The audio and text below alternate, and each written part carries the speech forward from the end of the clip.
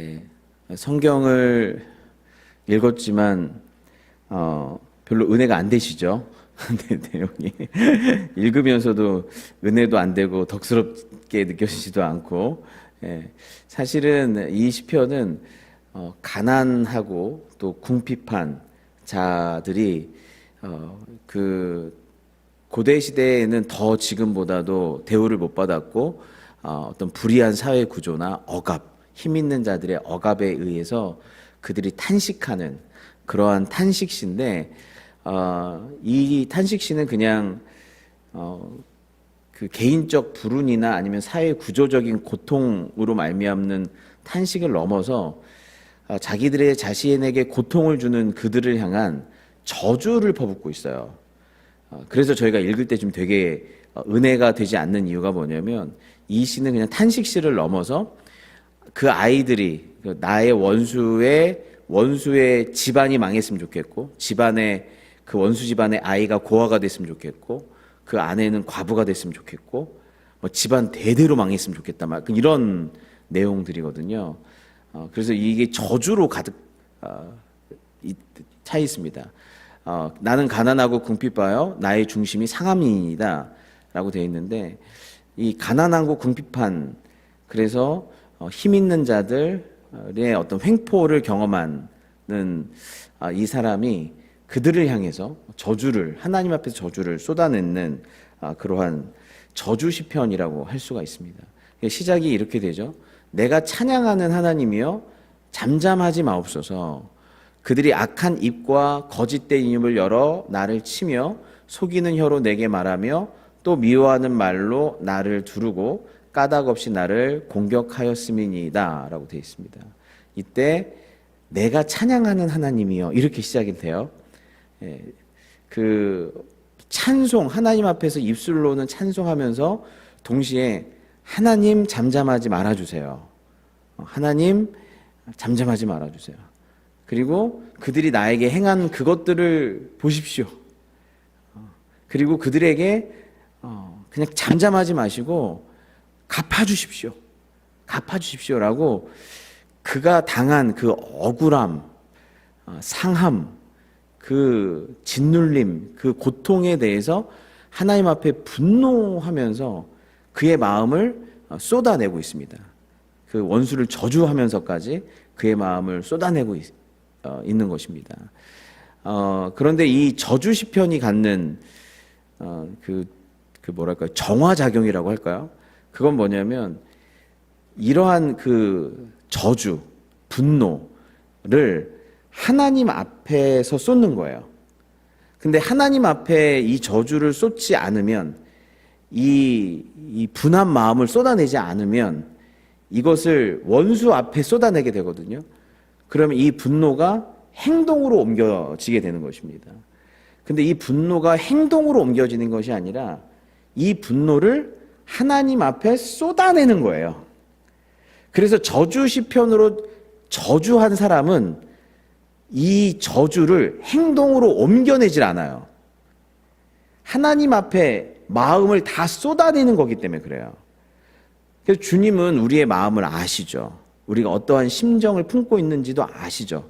근데 너 예수께 조용히 나가 내 마음을 쏟아놓으라 라고 말씀하시는 거죠.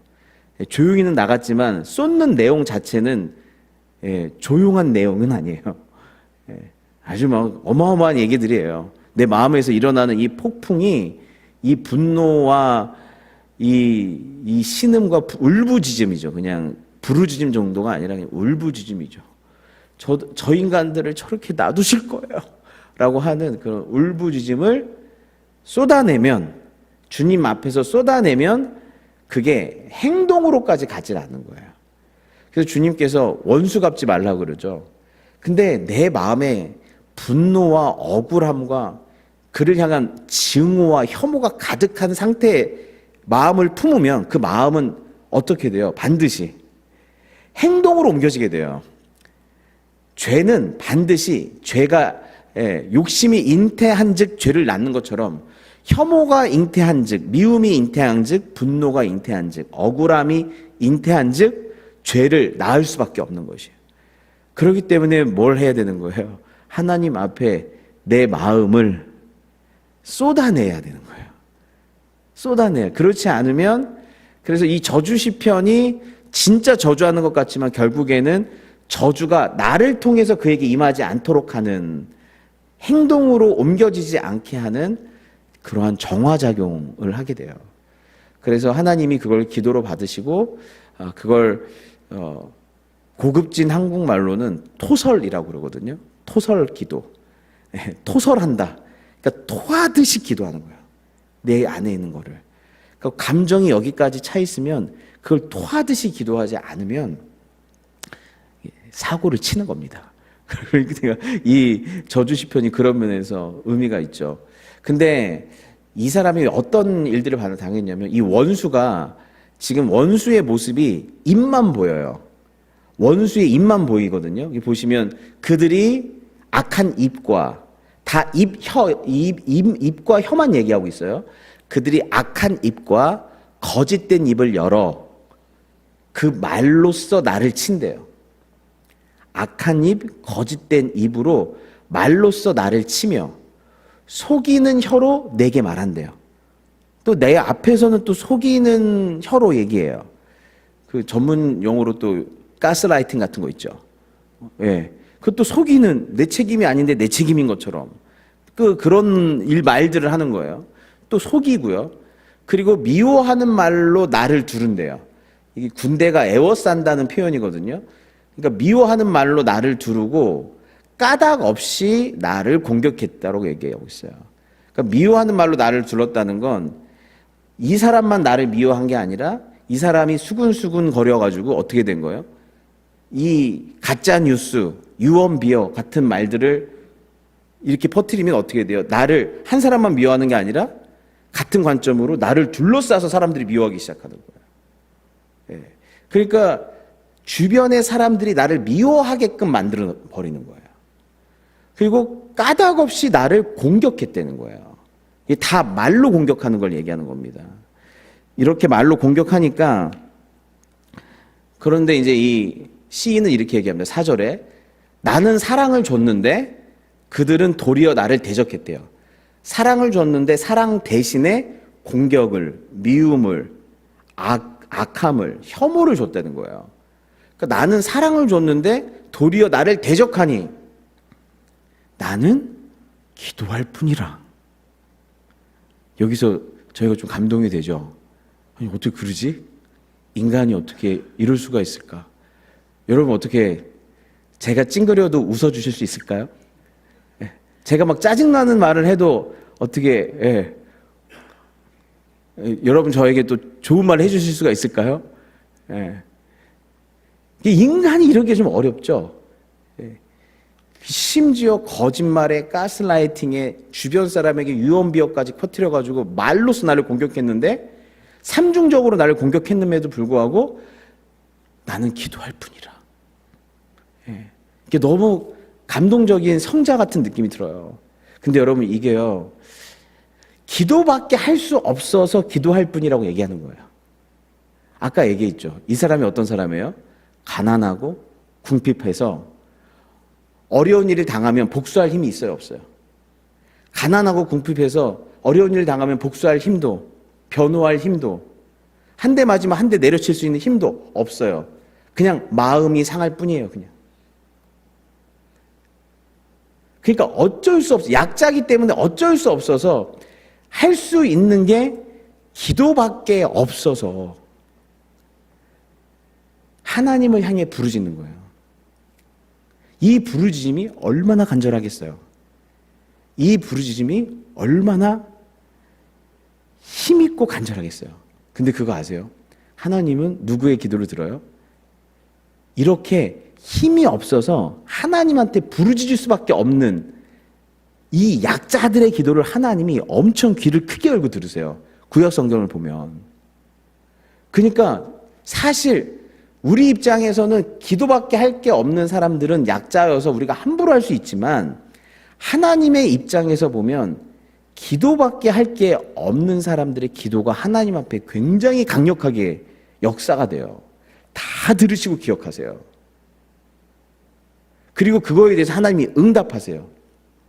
그래서 영적인 관점에서 보면, 믿음의 관점에서 보면 제일 무서운 사람이 어떤 사람이에요? 기도받기에 할 게 없는 사람이 제일 무서운 사람이에요. 그런 사람들한테 잘 보여야 돼요.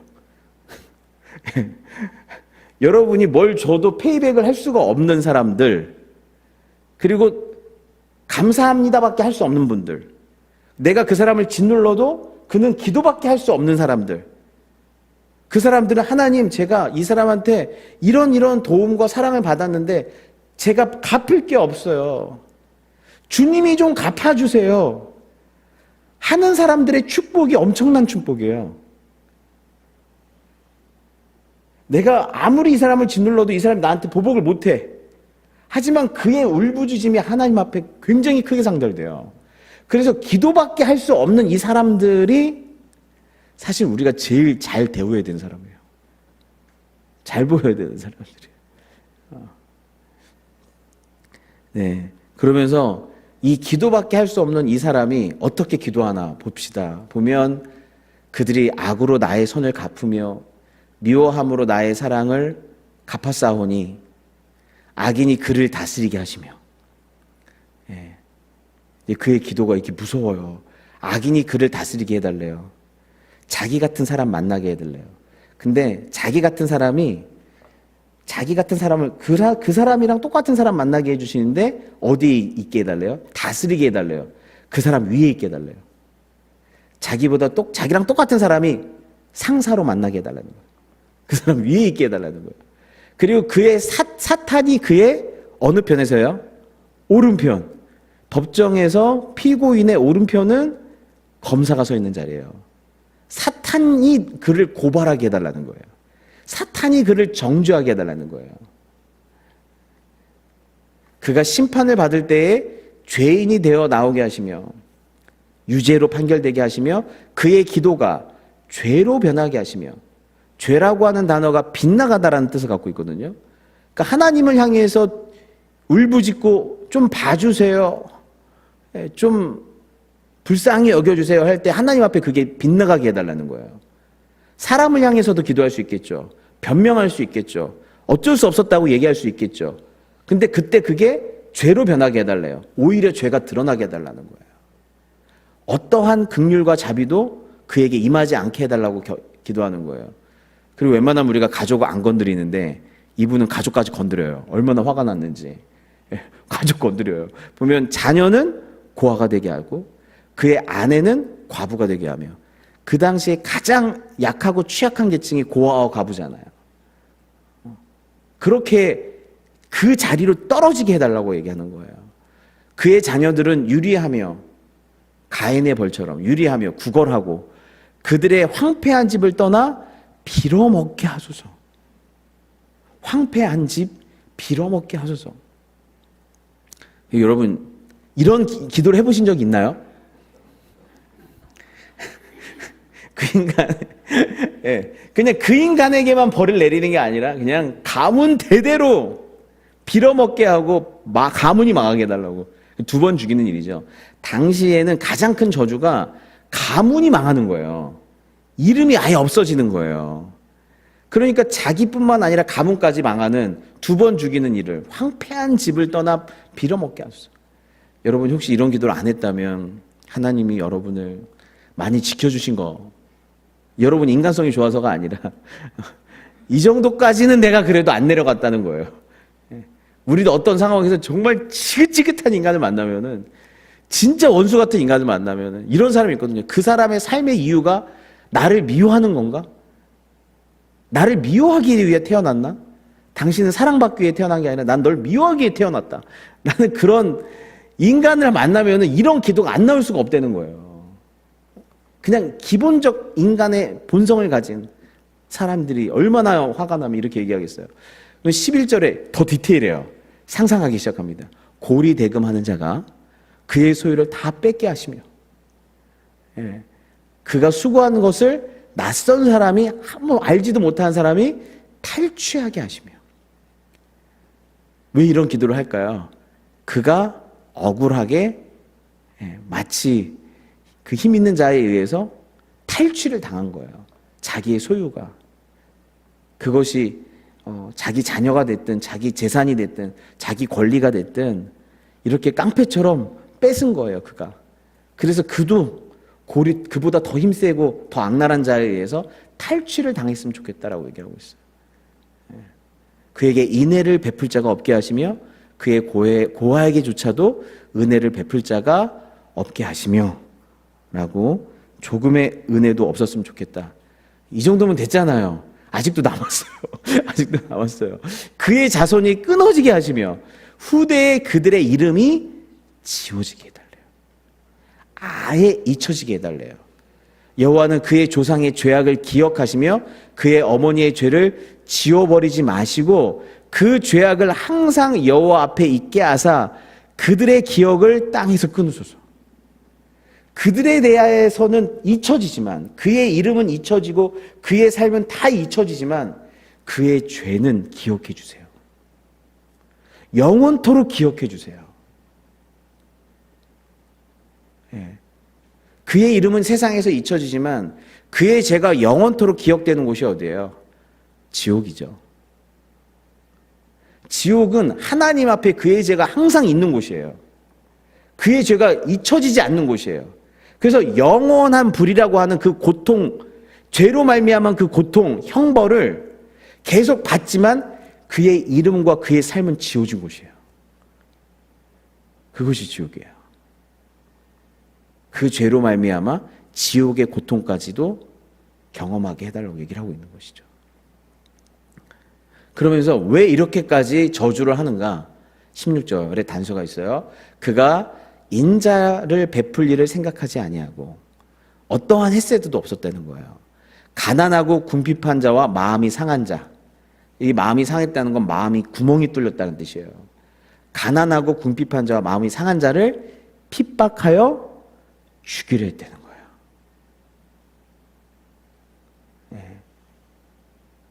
그러니까 여러분 그거 아시죠? 인과응보 이런 거 아시죠? 그가 한 대로 당하게 해주세요 이렇게 얘기하는 거예요. 그가 한 대로 당하게 해주세요. 그래서 이것은 어떻게 보면 그냥 막 마음에 넘쳐서 하는 거라기보다도 이 뒤에 구절들을 쭉 보면 그가 한 대로 당하게 해달라고 하는 하나님의 정의와 공의가 그에게 임하게 해달라고 하는, 그의 악과 죄에 대해서 주님 공정하게 심판하게 해달라고 하는 탄원에 가까워요. 그래서 뒷구절을 보면 그가 저주하기를 좋아하더니 그것이 자기에게 임하고, 자기가 저주한 대로 임했다는 거예요. 축복하기를 기뻐하지 아니하더니 복이 그를 멀리 떠났으며, 또 저주하기를 어떻게 했대요? 옷 입듯 하더니 저주가 물같이 그의 몸속으로 들어가며 기름같이 그의 뼛속으로 들어갔나이다. 그가 한 대로 받았다는 거예요. 그가 한 대로 받았다. 그래서 이 저주 시편에는 반드시 뭐가 있어요? 하나님의 공의와 정의가 실현되게 해주세요. 그의 죄를 보고 그것이 죄가 아니다라고 얘기하지 마시고, 그의 죄와 악과 그가 행한 일들을 보면서 하나님 그것이 죄이고 어떠한 형벌을 받아야 될지 선포해 달라고 얘기하는 이 저주 시편 안에 하나님의 정의를 향한 부르짖음이 있는 것입니다. 그런데 여러분, 이 시편 109편을 가만히 보면 그냥 뭐 인과응보로 끝나면 뭐 불교 서적하고 뭐가 다르겠어요. 그냥 일반론인 거죠. 근데 여기에 가만히 보면 누가 보이냐면요, 예수님이 보여요. 시편 109편에는 예수님의 부르짖음과 예수님의 고통이 보여요. 이 저주 시편 안에 예수님이 얼마나 많은 고통을 받았는지가 여기에서 보여요. 여기 예를 들면 1편에 아버지여 잠잠하지 마옵소서라고 하는 이 기도, 이게 얼마나 간절하냐면 하나님 좀 응답해 주세요. 제가 이런 고통을 당하는데 하나님 어떻게, 내가 찬양하는 하나님, 내가 경외하는 하나님, 온 우주의 하나님, 나를 사랑하신 하나님 왜 잠잠하십니까? 하나님 침묵하지 마세요. 이 속에서 우리는 어떤 소리를 듣냐면 예수님의 울부짖음이죠. 엘리 엘리 라마 사박다니, 나의 하나님 어찌하여 나를 버리시나이까 라고 하는 주님의 울부짖음. 주님, 저를 외면하십니까? 저를 버리신 겁니까? 그거에 대해서 하나님이 침묵하시죠. 근데 그렇게 부르짖는 거예요. 2절에 보면 그들이 악한 입과 거짓된 입을 열어 나를 치며 속이는 혀로 내게 말하며. 근데 이게 어디에서 일어났어요? 예수님을 고발하고 예수님을 십자가에 못 박는 그 장면에서 죄 없는 예수님께 거짓말로 죄를 뒤집어 씌우죠. 대제사장들과 온 공회가 예수를 죽이려고, 의도 자체가 죽이려고 그를 칠 거짓 증거를 찾음해. 그러니까 이 2절 말씀에서 누구의 부르짖음이 지금 절규가 느껴지냐면 예수님의 절규가 느껴지는 거예요. 3절에 보면 또 미워하는 말로 나를 두르고 까닭 없이 나를 공격했다고 그러죠. 말로써. 근데 요한복음 15장 25절에 보면 그러나 이는 그들의 율법에 기록된 바 그들이 이유 없이 나를 미워하였다 한 말을 응하게 하려 함이라. 그러니까 시편 109편의 고백은 진짜 이런 일을 당한 사람의 고백이기도 하겠지만 그 고통 속에서 뭘 담아놓은 거예요? 예수님이 어떠한 고통을 당할 것인지가 담겨 있는 거예요. 예언되어 있는 거예요, 그 안에. 근데 까닭없이 미워하였다는 이 말, 이 3절의 말이 내가 어떤 고통을 당할 건지를 예고한 거라는 거예요. 그래서 그 예언을 성취하시기 위해서 예수님 미움을 받으시는 거예요. 4절에 나는 사랑하나 그들은 도리어 나를 대적하니 나는 기도할 뿐이라. 우리는 힘이 없어서 기도밖에 할 수 없어요. 근데 예수님은 하나님의 아들로서 힘이 있어요. 힘이 있는데도 기도밖에 안 해요. 이게 어마어마한 인내입니다. 여러분, 십자가에서 인내할 수 있는 건 어마어마한 인내예요. 힘이 있어요. 십자가에서 내려올 수 있어요. 근데 참으신 거예요. 기도하신 거예요. 아버지, 저들을 사하여 주옵소서. 자기들이 하는 것을 알지 못함이니이다. 나를 대적하지만 예수님은 진짜 기도를 하신 거예요. 8절에 그의 연수를 짧게 하시며 그의 직분을 타인이 빼앗게 하시며. 이 구절이 누구한테 임하냐면 사도행전 1장 20절에 가룟 유다에 대한 말씀이거든요.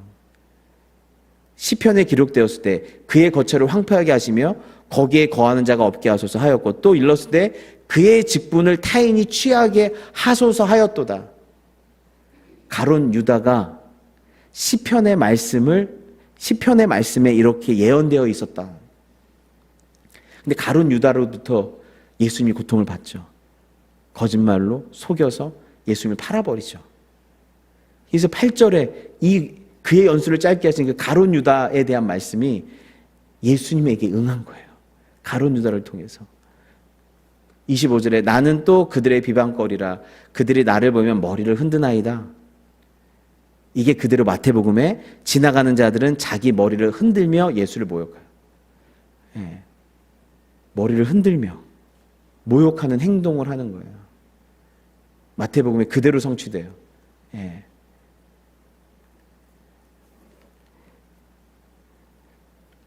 그러면 이게 다 예수님이 당하신 일들이거든요.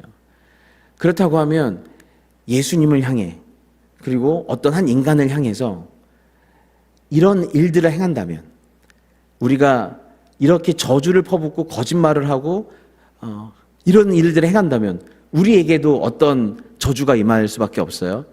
예, 가문이 망하고 지옥에 갈 수밖에 없고 이 땅에서도 끊어지고 이러한 저주가 우리에게 임할 수밖에 없겠죠. 근데 우리 역시도 예수님을 십자가에 못 박으라고 하던 그 군중들 사이에 있었다고 하면 우리도 자신이 있었을까요? 입으로 범죄하지 않을 수 있는 자신이 없었겠죠. 우리도 예수를 십자가에 못 박으라고 했을 거예요. 우리도 그 당시에 대제사장과 바리새인으로 태어났다면 우리도 여전히 예수님을 못 박는 자리에 우리가 있었을 거예요. 그러니까 이 말로써 저주하는 이 자들에 대해서 주님의 저주가, 말로써 죄를 짓는 자들을 향해서 주님의 저주가 임하게 해주세요라고 얘기해 놓고 나는 말로 죄를 짓지 않을 자신이 있는가? 나는 누구에게 말로 죄를 짓지 않을 자신이 있는가? 나는 예수를 십자가에 못 박으라고 얘기 안 할 자신이 있는가? 내가 그때 그 자리에 섰다면 나는 예수를 십자가에 못 박지 않을 수 있는 능력이 있었는가? 그렇지 않죠. 우리도 그 저주 아래 들어갈 수밖에 없는 사람들이죠. 그래서 시편 109편 22절에 주님 저는 다루오니 저에게는 복을 주세요라고 얘기하지 않고 주 여호와여 주의 이름으로 말미암아 나를 선대하소서. 주의 인자하심이 선하시오니 나를 건지소서. 저를 선대해 주시고 저에게 은혜를 베풀어 달라고 얘기하고 있어요. 저를 구원해 달라고 얘기하고 있어요. 그 얘기는 뭐냐면 내가 저주한 그 저주에 나도 해당된다는 뜻이에요. 나도 입술로, 나도 피해자만 되는 게 아니라 나도 언제든지 뭐가 될 수 있다. 가해자가 될 수 있고 입술로 범죄한 자라는 뜻이에요. 그러니까 나도 그 자리에 있는 사람이기 때문에 나도 뭐가 필요해요? 은혜와 긍휼과 자비가 필요하고 용서가 필요한 사람이에요. 그래서 나를 건져달라라고 얘기를 하고 있는 것입니다. 예.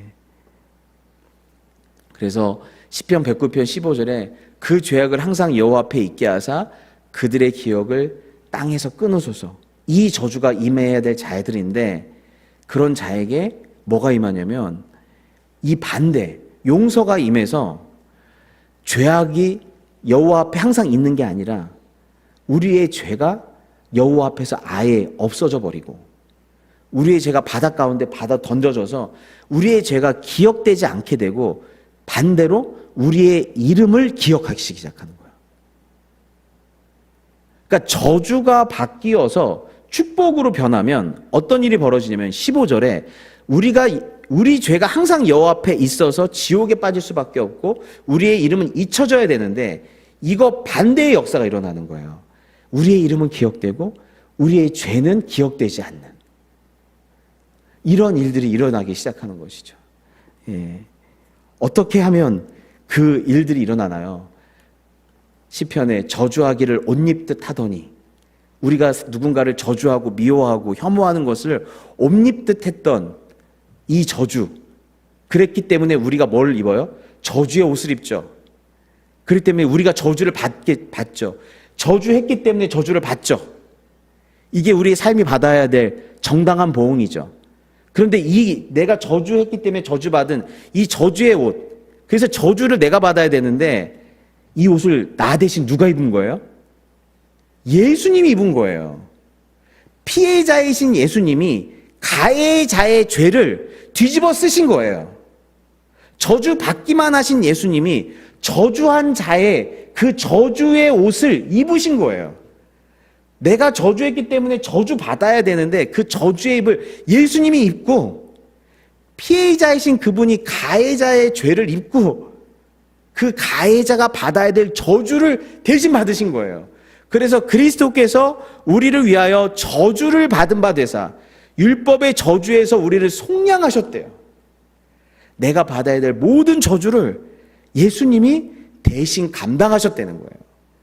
아까 있었던 하나님 앞에서 영원토록 끊어져야 될 그 저주를 예수님이 십자가에서 대신 받고 죽으셨다는 거예요.